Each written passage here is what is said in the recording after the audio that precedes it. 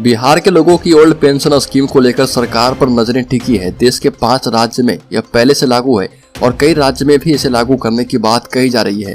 हालांकि बिहार के मुख्यमंत्री नीतीश कुमार इस मुद्दे को लेकर अभी तक कुछ नहीं कह पाए हैं और ये मामला विधानसभा में भी उठा है। बिहार सरकार के मंत्री की ओर से इस पर अपना पक्ष भी रखा गया है। इसके बाद से ही बिहार के लोगों को राज्य में इस योजना के लागू होने का बेसब्री से इंतजार है। 2023 में बना इंडिया गठबंधन में पुरानी पेंशन का मुद्दा इनके घोषणा पत्र में भी शामिल हो सकता है। आरजेडी ने अपने घोषणा पत्र में कहा था कि अगर बिहार में मेरी पार्टी की सरकार बनती है तो ओल्ड पेंशन योजना लागू करेंगे। गठबंधन की सरकार बनने के बाद से इस बात की कयास लगाई जाने लगी थी कि सरकार पुरानी पेंशन योजना कब लागू करती है।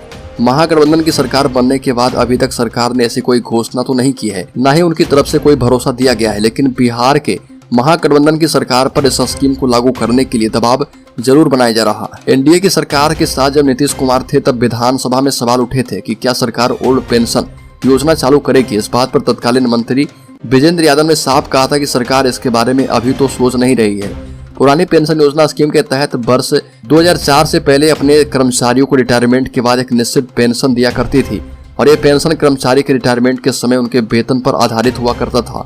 इस स्कीम के तहत रिटायर कर्मचारी की मौत होने पर उनके परिजनों को भी पेंशन का लाभ दिया जाता था। लेकिन वर्ष 2004 में अटल बिहारी वाजपेयी की सरकार ने देश में पड़ रहे आर्थिक बोझ के कारण नई पेंशन योजना लागू करते हुए पुरानी पेंशन योजना को समाप्त कर दिया।